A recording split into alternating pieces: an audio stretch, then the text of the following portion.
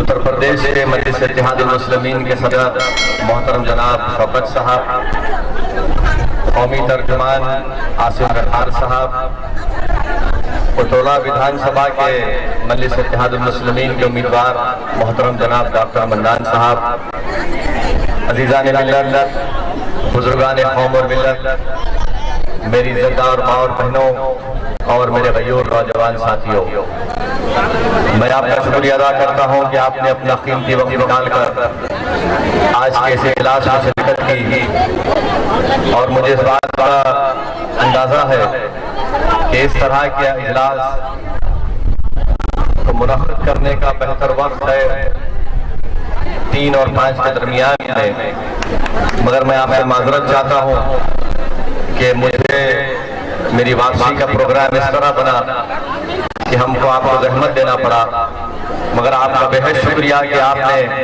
अपना कीमती वक्त निकाल कर आज के इस मीटिंग में शिरकत की। मैं शुक्रगुजार हूँ आप तमाम का कि आपने जिला परिषद के चुनाव में मजलिस इत्तेहादुल मुस्लिमीन के उम्मीदवार के हक में अपना वोट देकर उनको कामयाब किया। ये और बात है कि जिसको आपने कामयाब किया उसने वफादारी को निभा नहीं सका, और मुझे यकीन है कि आपकी ये मोहब्बत, ये वाबस्तगी, ये जुनून, ये लगाव इंशाअल्लाह ताला मजलिस इत्तेहादुल मुस्लिमीन से जारी और सारी रहेगा।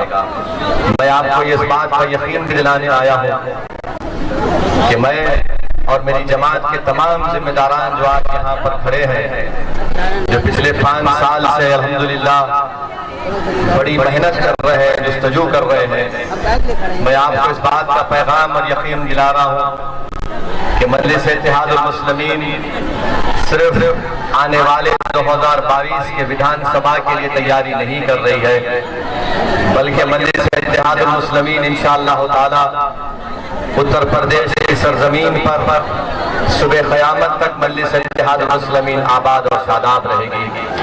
और हम चले जाएंगे, असदुद्दीन ओवैसी इस दुनिया से चला जाएगा, और यकीनन जो दुनिया में आया है उसको जाना है, और हम तमाम को एक दिन इस जमीन की ग़िज़ा बनना है। मगर मेरे अजीज दोस्तों, मेरी इज़्ज़तदार माँ और बहनों, जिंदा रहने का सबूत यह है कि हम हरकत करें। जिंदा रहने का सबूत यह है कि हम नाइंसाफी के खिलाफ आवाज को बुलंद करें।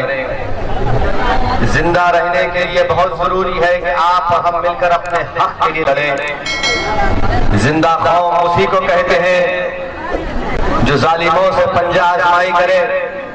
जिंदा उसी को कहते हैं जो बुज़दिलों की तरह अपनी पीठ ना दिखाए, बल्कि बहादुरों की तरह अपने सीनों को जालिमों के सामने पेश करें। जिंदा वो लोग हैं जो हालात से समझौता नहीं करते, बल्कि जिंदा और जिंदा कौम उन्हीं को कहते हैं जो तूफानों का मुकाबला करके तूफान से कहते हैं कि ये तेरा रास्ता नहीं है, तुझे अपना रास्ता बदलना पड़ेगा।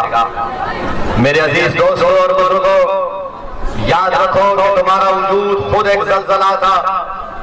आज अगर जमाना और इक़्तिदार की कुर्सियों पर बैठने वाले ताकत के बलबूते पर जुल्म कर रहे हैं और ज़लज़ले पैदा कर रहे हैं, तो हम उन इक़्तिदार की कुर्सियों पर बैठने वालों से कह रहे हैं कि तुम हमारी तारीख को नहीं जानते, हमारा वजूद खुद एक ज़लज़ला था। और हम वो हैं जो बातिल से कभी समझौता नहीं किए। हमने हमेशा, हमारे बुजुर्गों ने, हमारे अस्लाफ ने, हमारी तारीख गवाह है कि हमारे नबी की सीरत गवाह है कि हमको ये तालीम दी गई कि हमेशा हक की सरबुलंदी के लिए काम करो, बातिल से समझौता मत करो, कमजोरों का साथ दो, यतीमों पर रहम करो, बेवाओं को हिम्मत दिलाओ, और सब मिलकर एक सही रास्ते पर अपने काफिले को लेकर आगे बढ़ो। मेरे अजीज दोस्तों और बुजुर्गों, मैं इस बात का इकरार करता हूं कि 2014 से जब से मुल्क में बीजेपी की हुकूमत बनी, जब से मुल्क के प्रधानमंत्री नरेंद्र मोदी बने, एक मनसूबाबंद तरीके से इस मुल्क के सेकुलरिज्म को कमजोर करने की पूरी कोशिशें की जा रही हैं। जब से नरेंद्र मोदी की हुकूमत बनी उस वक्त से ये पूरी कोशिश की जा रही है कि भारत का ये जो सेकुलरिज्म है, भारत की जो खूबसूरती है भाईचारे की, उसको तब्दील करके इस मुल्क को हिंदुत्व राष्ट्र में तब्दील किया जाए। मैं इस बात का इकरार भी करता हूँ, मुझे आप जानते भी हैं अगर यहाँ पर फिर कोई गड़बड़ होगी हम बैठ जाएंगे। आप लोग हट जाइए, बैठ जाइए।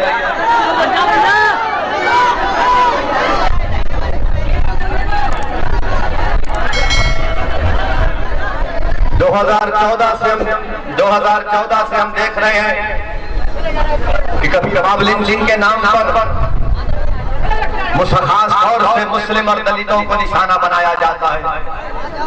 हमने देखा कि जब इखलाक को मारा गया था यही उत्तर प्रदेश में, मुझे अच्छी तरह याद है कि मैं और जनाब शौकत साहब इखलाक के घर को मिलने गए थे। मेरी आंखों में आज भी इखलाक की माँ की मायूसी है कि कैसे उसके घर में घुस कर उसी के घर के आंगन में उसको पीट पीट कर खत्म कर दिया गया। जमाने में देखा कि पीलू खान को रोड पर मारा गया, दुनिया ने देखा कि अकबर खान को मारकर उसके जिस्म को जलाकर उसका वीडियो बनाया गया। मुल्क ने देखा, बल्कि सारी दुनिया ने देखा, मीडिया ने दिखाया कि झारखंड में अलीमुद्दीन अंसारी को सरे बाजार पीटा गया। ऐसे कई वाकयात रोनुमा हो रहे और ये करने वाले वीडियो बनाते हैं जो इस मुल्क के सेकुलरिज्म को, इस मुल्क के संविधान को कमजोर करते हैं। इस तरह का वीडियो बनाकर ये पैगाम देना चाहते हैं खास तौर से कमजोर लोगों को, खास तौर से मुस्लिम अक़लियत को और दलितों को कि देखो हम अब ताकत में आ चुके हैं, हम अपनी मनमानी कर सकते हैं। और यही वजह है कि जुल्म करने वालों के खिलाफ कभी कोई एक्शन नहीं लिया जाता। बहुत चीख पुकार होती है तो रस्मी तौर पर उनको गिरफ्तार करके 24 घंटे में उनको बेल दी जाती है। इसकी मिसाल यह है कि पार्लियामेंट में 200 गज के फासले पर ये तमाम आरएसएस की ज़हनियत रखने वाले लोग एक धरना देते जंतर मंतर पर और वहां पर एक नारा लगाते हैं कि काट लो मुल्लों को। गड़बड़ होती है, हम बयान देते हैं, मजलिस एहतजाज करती है तो रस्मी तौर पर दिल्ली की पुलिस उनको गिरफ्तार करती है और 24 घंटे के अंदर उनको बेल दी जाती है।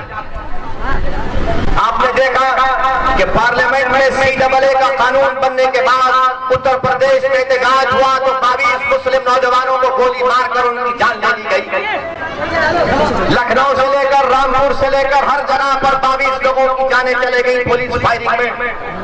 और उनको गोली लगती है पैर पर नहीं, सीने पर, सर पर गोली लगती है। ये मैं नहीं कह रहा हूँ, सुप्रीम कोर्ट के रिटायर्ड जस्टिस सुदर्शन रेड्डी और दिल्ली हाई कोर्ट के जस्टिस AP शाह की रिपोर्ट कहती है कि मुसलमानों को टारगेट किया गया गोली मारकर। मैं आपको बताने आया हूँ कि जब इस तरह का जुल्म होता तो क्या कोई सेकुलर जो अपने आप को सेकुलर पार्टी कही गई, ये जुल्म इसलिए हो रहा है क्योंकि मोदी वजीर आजम है। ये जुल्म करने वाले जानते हैं कि मोदी उनके साथ है। ये जुल्म करने वाले जानते हैं कि बीजेपी की सरकार उनको खामोशी से पीछे दरवाजे से उनकी मदद कर देगी। मगर जहां पर ये जुल्म होता है जो भारत के संविधान के खिलाफ है, जो भारत को कमजोर करने की एक साजिश है, ये नाम निहाल सेकुलर पार्टी कोई आवाज नहीं उठाती। चाहे वो समाजवादी हो, चाहे वो BSP हो या फिर ये पुरानी कांग्रेस पार्टी हो, इनकी जबानों पर ताला लग चुका है, कुछ नहीं कहते। CAA का कानून आया तो आवाज नहीं उठाए।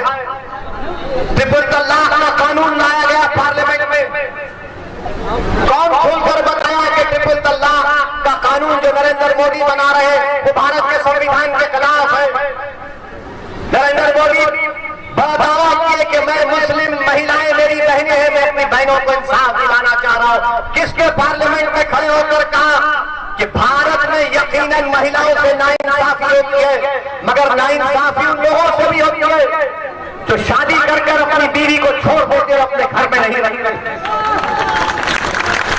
मैंने फिगर से ये हुकूमत के भारत सरकार खुद कहती है कि 33 लाख से ज्यादा ऐसे महिलाएं शादीशुदा हैं जो शादीशुदा हैं मगर अपने पति के साथ, अपने हस्बैंड, अपने शौहर के साथ नहीं रहते।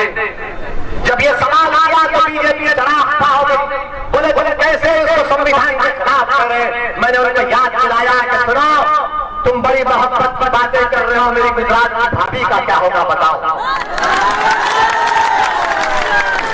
तो फौरन गुस्से में आ गए। आप बताइए खुलकर क्यों नहीं बोलते भारत की पार्लियामेंट में? हमने संविधान को सामने रखकर कहा कि ये संविधान के खिलाफ है। ट्रिपल तलाक का कानून और पर और जुल्म करेगा, वो छोड़ देगा ऐसे ही आजकल और मजीद जुल्म हो रहा है हमारी बहनों के ऊपर, क्योंकि कानून मोदी बनाए और ऐसा कानून बनाए मोदी कि मर्दों को और ताकत दे दिए।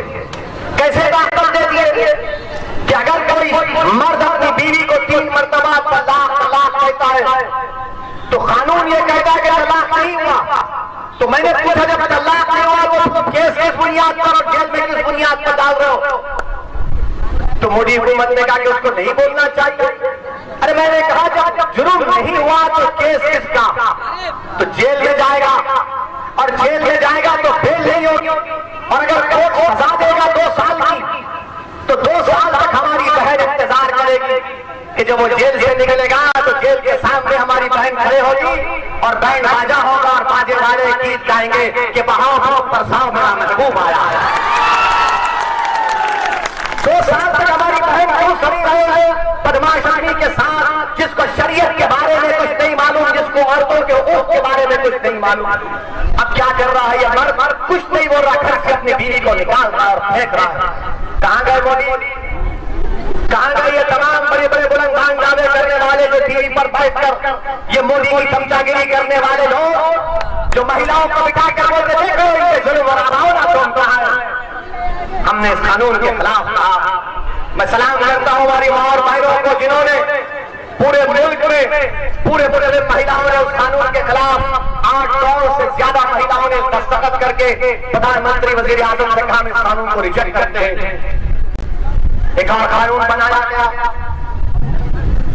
CAA का कानून, शहरियत का कानून, मजहब की बुनियाद पर बनाया गया। हमने कहा ये बाबा साहब अम्बेडकर के बनाए संविधान के खिलाफ। पूछिए लोगों से ये समाजवादी BSP से कानून की मुखालिफत कैसे करते ये लोग? अखिलेश यादव तकरीर कर रहे हैं CAA के कानून के ऊपर और बोल रहे हैं कि मैंने लखनऊ हाईवे बना उस पर जेट उतार दिया।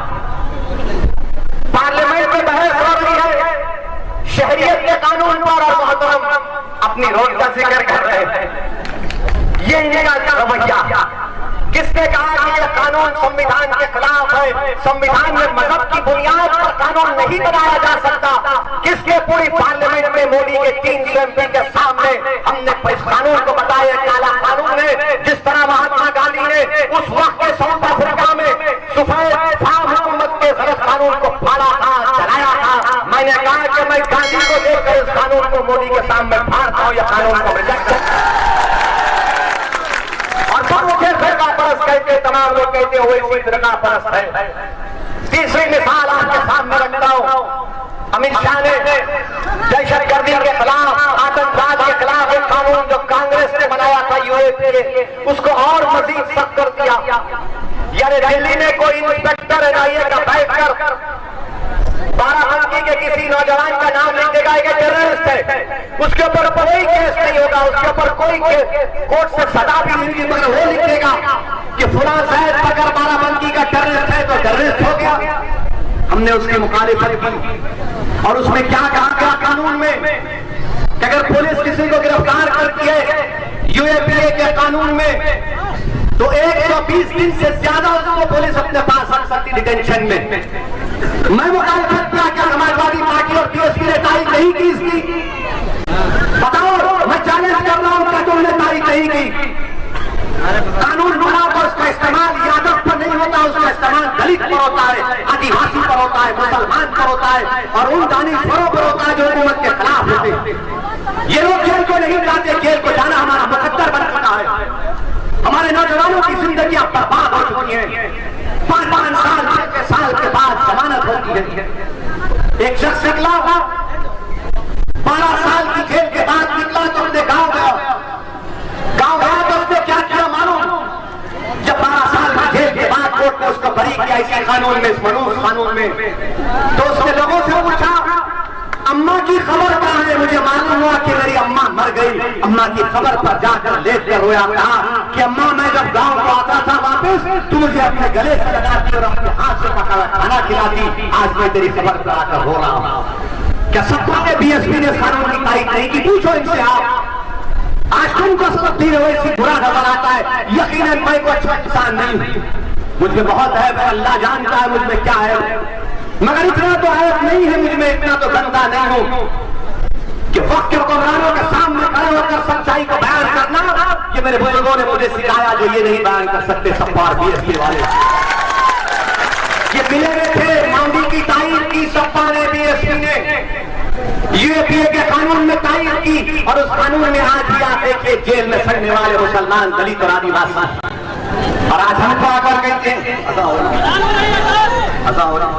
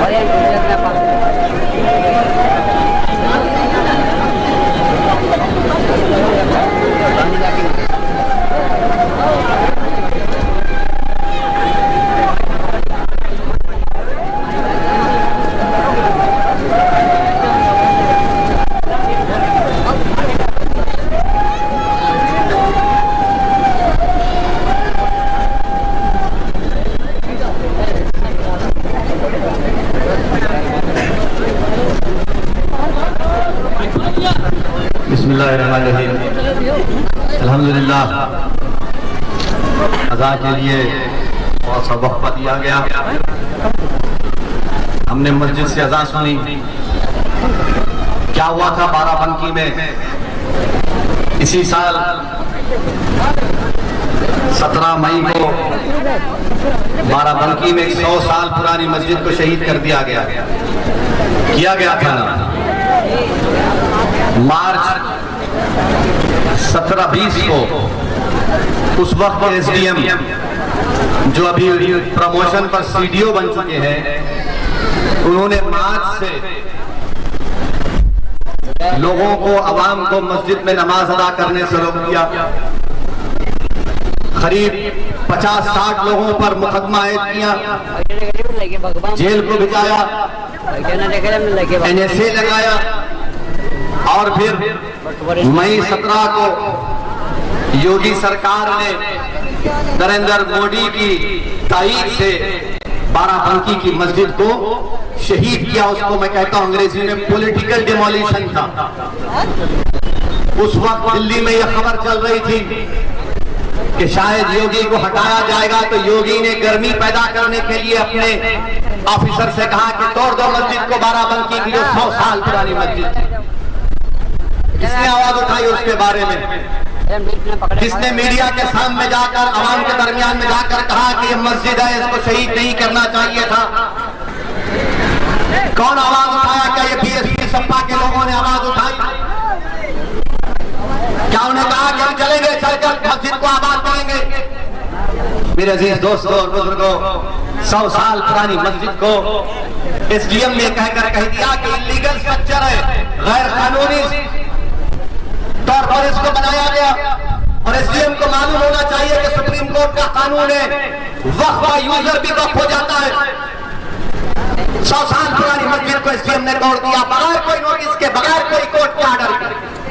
जबकि इलाहाबाद हाई कोर्ट का ऑर्डर था कि कोविड का सेकेंड वेव चल रहा है, लोगों की लाशें पानी पर गिर रही थी गंगा पर, कुत्ते लाशों को लॉन्च कर खा रहे थे योगी और मोदी के सरकार में, इंसानियत अपनी सांसें तोड़ रही थी ऑक्सीजन नहीं मिलने की बुनियाद पर, लोग कांप रहे थे, बिस्तर तलाश कर रहे थे।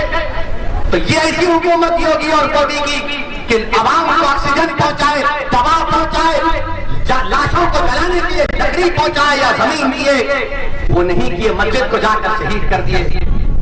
100 साल पुरानी मस्जिद को और रातों रात उस मलबे को उठाकर फेंक दिया गया। और तोड़ने की वजह क्या बताई गई कि एसडीएम साहब का घर बाजू था, एसडीएम साहब को फजर की अजान से तकलीफ होती थी, तो उन्होंने कहा कि मस्जिद को तोड़ दो, तुम्हारे पास जाके रही है, तुम मस्जिद को तोड़ोगे, क्या कानून नहीं है भारत में, क्या संविधान खत्म हो चुका भारत में, कि एसडीएम बगैर कोर्ट को आकर के तोड़ देगा। आप बताइए, तोड़ दिया गया। अरे कौन थे एसडीएम पूछो, मैं मीडिया के सामने पूछ रहा, अखिलेश यादव को पूछो, इनका एक भाई धर्मेंद्र यादव एमपी है, था बिहार का, बताइए उनसे। मेरे सामने पार्लियामेंट में धर्मेंद्र यादव ने ये जो एसडीएम की मौजूदगी में बताइए उनकी मस्जिद को शहीद किया गया। धर्मेंद्र यादव ने उसकी शादी में शिरकत की थी, पार्लियामेंट में उसके लिए सवाल उठाया था। ये आपके लोग हैं और आप असदुद्दीन ओवैसी और मंडलेश पर उंगलियां उठाते हैं। क्यों नहीं बोले सत्तार बीएसपी कांग्रेस वाले कि योगी सरकार ने गैर कानूनी तरीके से बाराबंकी की मस्जिद को शहीद कर दिया।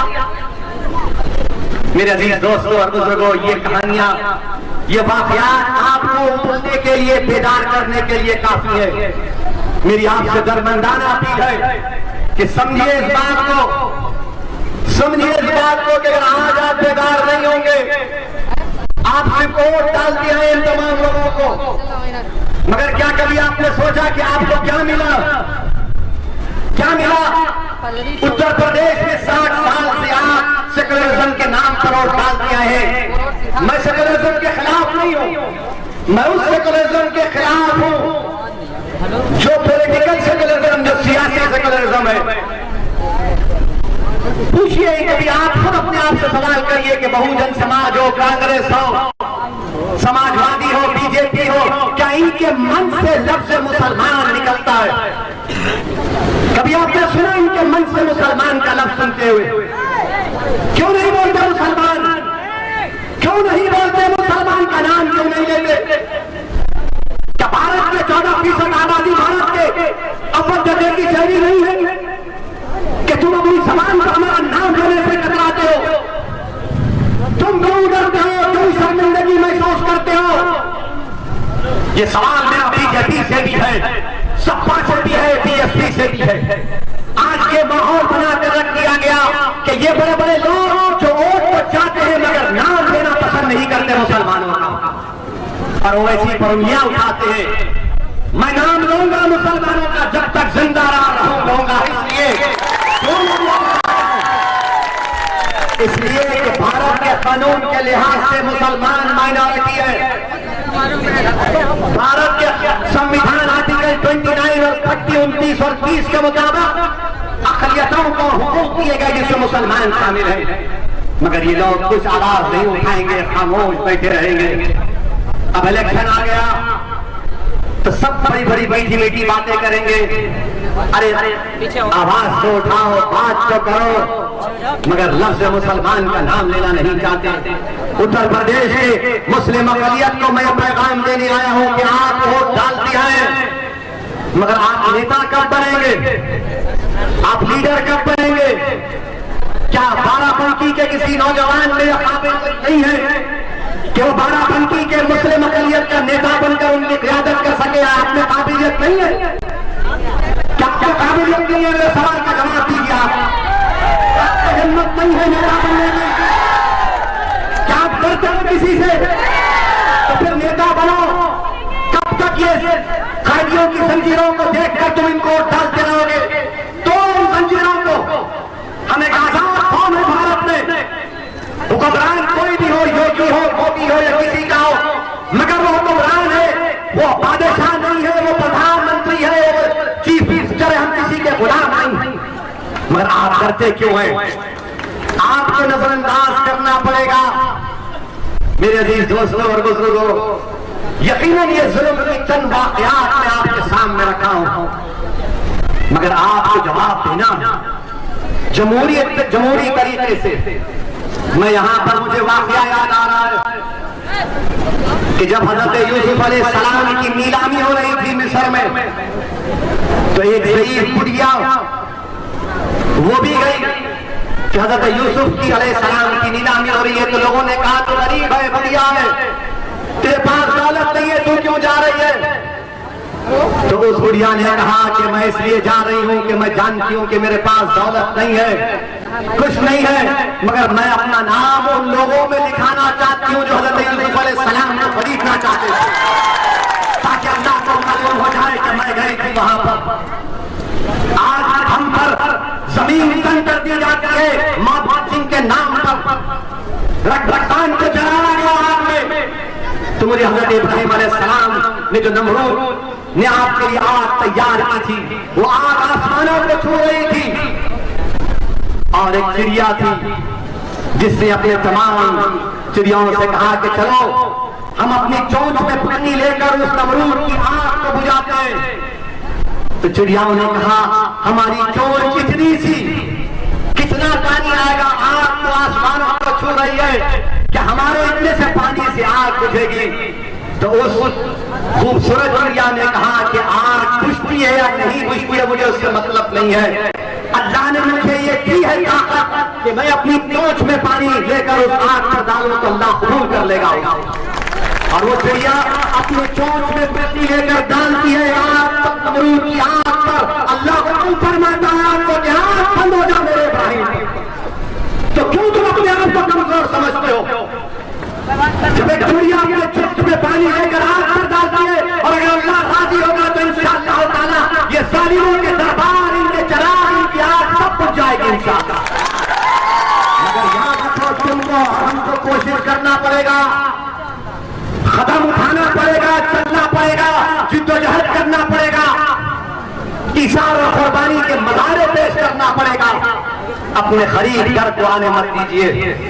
भारत का संविधान आपको अपनी आवाज उठाने की इजाजत देता है, वो संविधान जिसको बाबा साहिब अम्बेडकर ने बनाया था।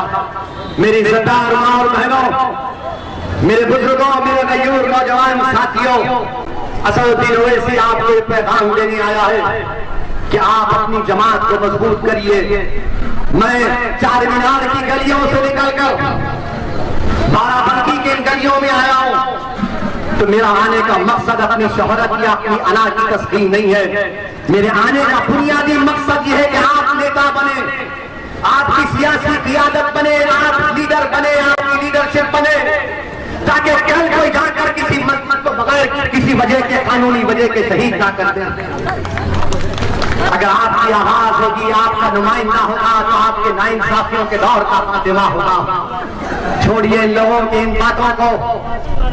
ये बार बार इल्जाम लगाते हैं समाजवादी के, बीएसपी के लोग, मगर मैं आपको बताना जरूरी समझता हूं कि औरंगाबाद महाराष्ट्र से मजलिस का एमपी जीता सांसद में, किसने हराया उसको? शिवसेना के एमपी को मजलिस के उम्मीदवार इम्तियाज जलील साहब ने 21 साल के शिवसेना के एमपी को मजलिस ने हराया। सारी दुनिया कह रही थी नहीं हरा सकते, मगर औरंगाबाद का मजलिस का जुनूनी कह रहा था कि अभी तो जंग शुरू हुई है, नतीजा अल्लाह के हाथ में, हम पूरी कोशिश करेंगे। और पूर्व ने मेहनत की, इम्तियाज जलील ने शिवसेना के 21 साल के एमपी को हराया। कांग्रेस नहीं हरा पाई वहां पर, समाजवादी पार्टी नहीं हरा पाई वहां पर, बहुजन समाज नहीं हरा पाई। बिहार का इलेक्शन हम लड़े, फिर शुरू हो गए ये तमाम लोग जिनको मैं खव्वाल पार्टी कहता हूं। ये खव्वाल पार्टी अपना हारमोनियम, गिटार, तबला लेकर रात में बोलते हैं वो इसी मुसलमानों के वोट को ले लेगा। क्या मोदी वोट को नहीं ले रहे हैं? क्या योगी हिंदू वोट को नहीं ले रहे हैं? क्या समाजवादी पार्टी हिंदू वोट को नहीं ले रहे हैं? समाजवादी से पूछेंगे तो बोले जब यादव वोट को लेते हैं, तो यादव क्या मुसलमान है या हिंदू है? लेते हैं ना वोट, इसीलिए तो जीते हैं ना यहाँ पर। ये मैं नहीं कह रहा हूं, दिल्ली में एक ऑर्गेनाइजेशन है CSTS। हमारे मीडिया के लोग सोच रहे होंगे कि मसाला मिल गया 6 बजे से इसकी शादी करेंगे। तुम नहीं कर सकते, मैं एक में परेशान हूं। अब जा रहा हूं, इंतजार में बैठे हैं, 3 दिन का हिसाब देना है हमको। मगर मीडिया के हमें मसाला मिल गया। अरे मगर बेटा तो यही बोलता है ना प्यारे,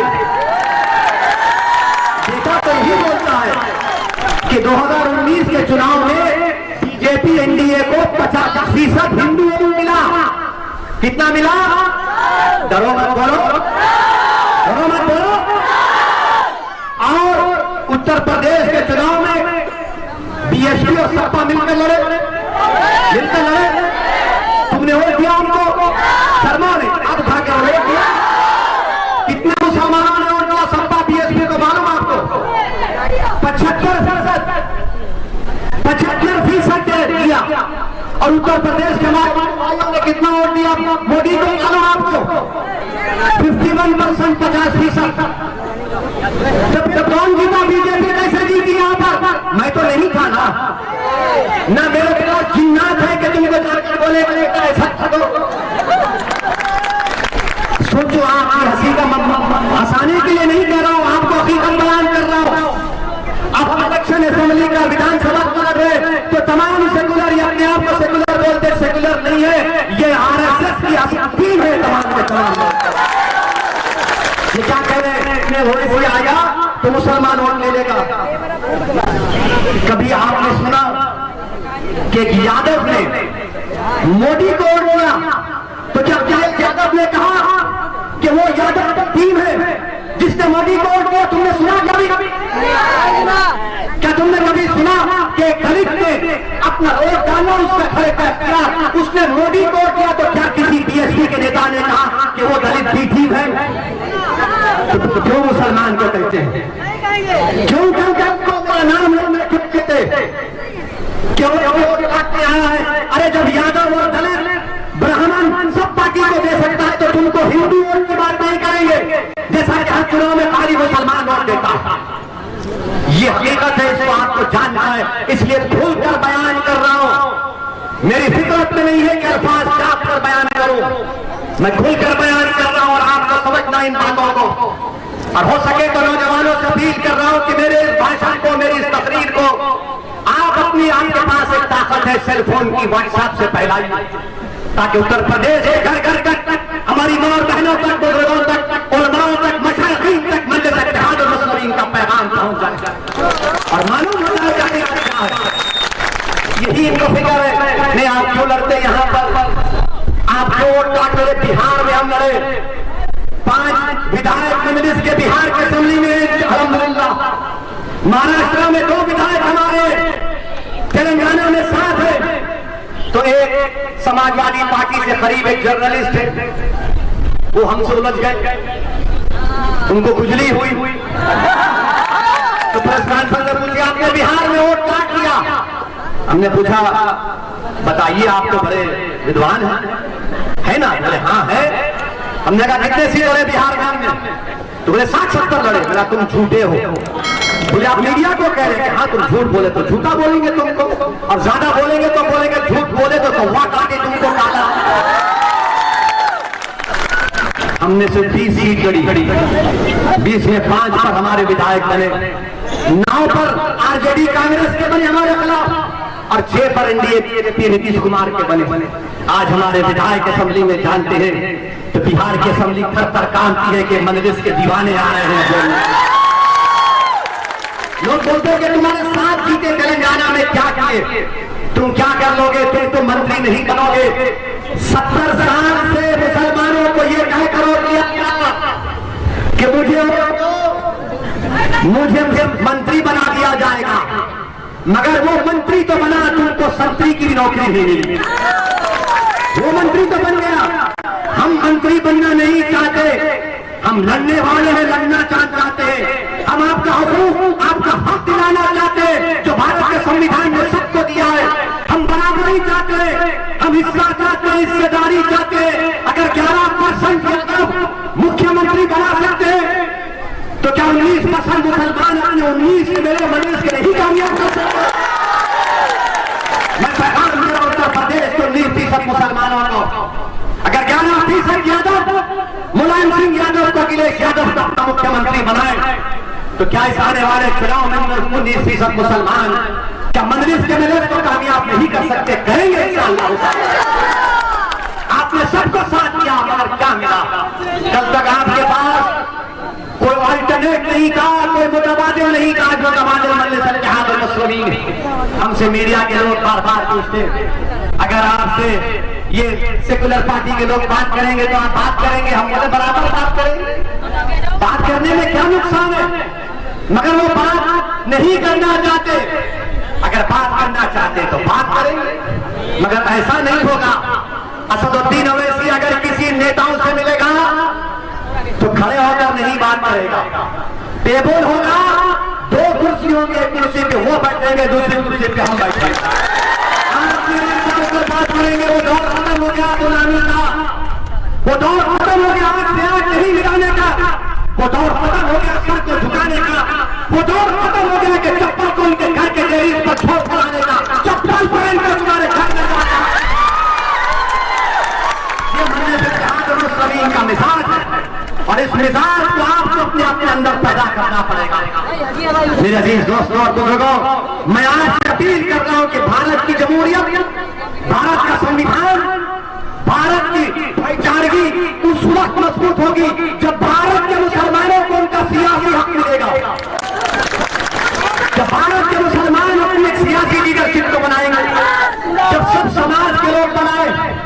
क्या योगी आदित्यनाथ ठाकुरों के नेता नहीं है? बाबा है ना, बाबा ठाकुरों के नेता है। ठाकुर ये बोलता है कि बाबा हमारा है। ओबीसी नेता ये कहता है कि मोदी हमारा है। यादव ये कहता है कि अखिलेश हमारा बेटा है। दलित समाज के लोग कहते हैं मायावती बहन जी के कि बहन जी हमारी है। कुर्मी समाज के लोग बोलते हैं अनुप्रिया को मिनिस्टर इसलिए बनाया गया कुर्मी होम लेना है। ये सब कर रहे हैं।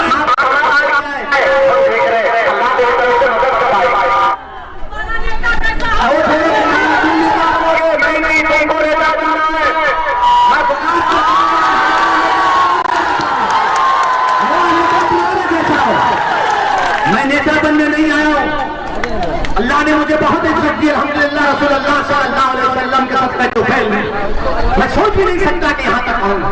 मगर तुमको नेता बनना है, तुम कब तक नारे मारोगे कहते ऐसा नेता?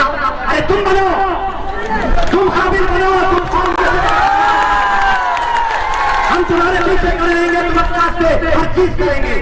मगर ये मिजाज पैदा करो, हिम्मत और हौसले से काम करो, डर या घबराने की जरूरत नहीं है। और ये उत्तर प्रदेश में ये बाबा मुख्यमंत्री को बाबा कहते हैं, तो बाबा कहते हैं मैंने पूरा विकास कर दिया।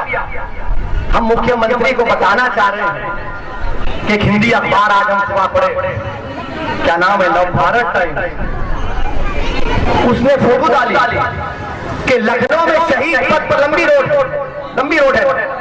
आपको मालूम माशाल्लाह बाबा के दौर में, बाबा के विकास के दौर में उस रोड पर कितने खड्डे हैं? 416 खड्डे हैं। वाह बाबा, क्या कि शहीद पथ रोड पर 416 खड्डे हैं और बाबा को नजर ही नहीं आते। अच्छा, गोरखपुर बाबा का गांव है ना, उनका विधायक डॉक्टर अग्रवाल सैलाब आया तो मीडिया को बोलता है कि रोड के ऊपर नाला बना दिया गया। बाबा क्या गोरखपुर में फिरोजाबाद में 50 हाथियों मर गए डेंगू से, तो बाबा गए हेलीकॉप्टर ड्रोन को बोले उतरे और बोले तेरे को सस्पेंड कर दिया। उसने कहा क्यों? दवाई नहीं है, डॉक्टर नहीं है, कुछ नहीं, मुझे क्यों सस्पेंड किए? बाबा बोले ज्यादा बोलेगा तो ठोक। आप बताइए ये विकास है? अच्छा, मुसलमानों के लिए बहुत किया। मोदी ने दिल्ली से अक़लियतों के लिए उत्तर प्रदेश को 6.5 साल में करीब 10,000 करोड़ के करीब जो भी पैसा भी आया 10,000 116 160 सिर्फ 10% आपने अकलियतों के लिए खर्चा किया। क्या विकास? ये बार बार बोलते मुसलमानों को अलग नहीं समझते, वो ऐसे करता है धर्म के नाम पर राजनीति।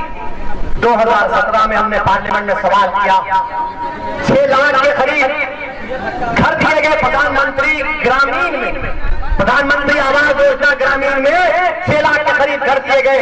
2017 में ये केस है। आपको मालूम उत्तर प्रदेश के कितने मुसलमानों को घर मिले? कितनों घर मिले मालूम आपको? सिर्फ 10। पापा ने विकास किया, मोदी ने विकास किया, सबका साथ, सबका विश्वास, सबका विश्वास, बस खाली एक के ठिकाने पर सबका साथ, सबका विकास, सबका विश्वास, और फिर गोली मारते। पूरे उत्तर प्रदेश में बाबा के दौर में कितने एनकाउंटर हुए? 6,770 एनकाउंटर हुए, 140 लोग मारे गए। उसमें सबसे ज्यादा मरने वालों की तादाद किसकी थी? 37% मुसलमानों को एनकाउंटर में मार दिया गया। तो बीजेपी के लोग बोलेंगे अगर गुंडागर्दी करेंगे तो गोली मारेंगे, तो फिर पुलिस क्यों है? अदालत क्यों है? संविधान क्यों है? इंडियन पीनल कोड क्यों है? CRPC क्यों है? सबको बंद कर दो। अच्छा आप ये देखिए, जब ये 37% मुसलमान एनकाउंटर में मारे गए तो कोई पुलिस के खिलाफ एक्शन नहीं लिया गया, और जब लखनऊ में विवेक तिवारी को मारा गया तो पुलिस वाले सस्पेंड हो गए। क्या हमारे खून की कीमत नहीं है? बाबा बाबा बताओ कि विवेक तिवारी का खून हमारे से बड़ा है? क्या हमारा खून लाल नहीं है? पूछो बीजेपी से, पूछो विवेक तिवारी को मार दिए तो पुलिस के लोग सस्पेंड हो गए। मेरे अजीज दोस्तों और बुजुर्गों, इसीलिए हम आपसे अपील कर रहे हैं, गुजारिश कर रहे हैं कि मजलिस का साथ दीजिए। आने वाले विधानसभा में पतंग के निशान पर बटन दबाइए और अपनी जमात को कामयाब करिए। ये ये बात कहकर आपसे रुखसत हो रहे हैं, फिर से आपसे बात कहकर रुखसत हो रहे हैं। मजलिस इंशाअल्लाह ताला सुबह क़यामत तक उत्तर प्रदेश में रहेगी।